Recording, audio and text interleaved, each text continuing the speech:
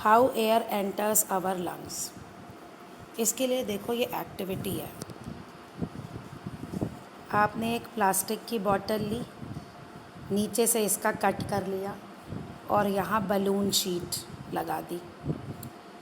फिर आपने ये ट्यूब ली, ऐसे ये ट्यूब ओपन है, यहाँ से वाई शेप्ड प्लास्टिक ट्यूब ली और लास्ट में यहाँ पे 2 बलून लगा दिए। ठीक है, ये सारा प्रोसेस हमारी बॉडी के अंदर होता है। जब तुम इसको ये स्ट्रेच करोगे तो स्ट्रेच करने से अंदर एरिया बढ़ जाएगा। अंदर एरिया बढ़ गया तो जो बॉटल के अंदर है यहाँ लो प्रेशर एरिया क्रिएट हो गया और बाहर हाई प्रेशर है। तो एयर हाई से लो में एंटर करती है तो वो इस बॉटल यहाँ से एंटर करेगी ट्यूब के अंदर और ये बलून तभी आपके फूल गए, इन्फ्लेट हो गए बलून। जब आपने इसको ऐसे ऊपर कर दिया तो यहाँ अंदर एरिया कम हो गया, हाई प्रेशर हो गया, बाहर लो प्रेशर है, तो इन बलून्स से हवा बाहर एक्सपेल हो जाएगी। ये आपका एक्सपेरिमेंट है और सेम चीज़ हमारे लंग्स में भी होती है।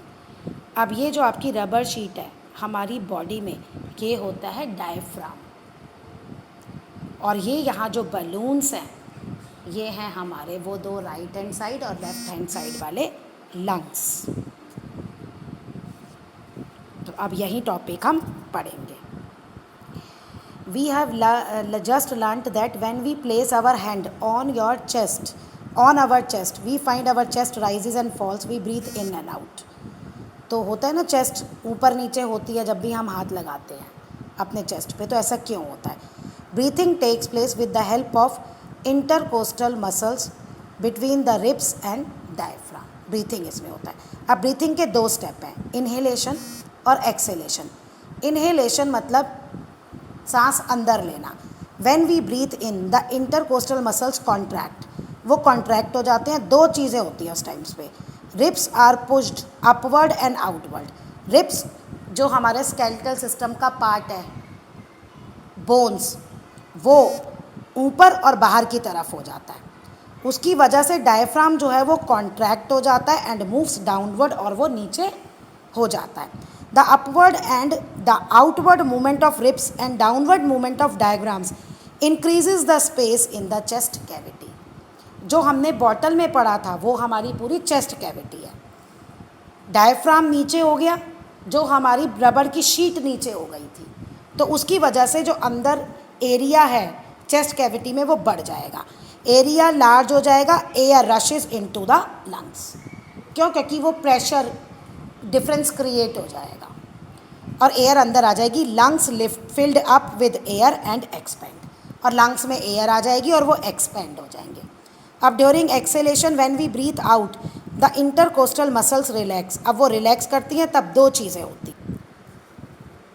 The ribs moves downward and inward. अब रिब्स नीचे की तरफ और अंदर की तरफ मूव करते हैं। Diaphragm relaxes and moves upward, diagram ऊपर हो जाता है, डायफ्राम और ओरिजिनल पोजीशन में आ जाता है। अब उसके इन दोनों मोशन में होने से डिक्रीज हो जाता है स्पेस चेस्ट कैविटी में, चेस्ट कैविटी छोटी हो जाती है और लंग्स से एयर बाहर आ जाती है। The lung gas empty and contract, तो लंग्स छोटे हो जाते हैं और सिकुड़ जाते हैं। ये रहा मूविंग, जहाँ नीचे आ रहा है देखो रिब्स कैसे हो गई, और जहाँ वो ऊपर जा रहा है तो रिब्स, दोनों का देखो डिफरेंस। मैकेनिज्म ऑफ ब्रीथिंग ये है आपका सारा।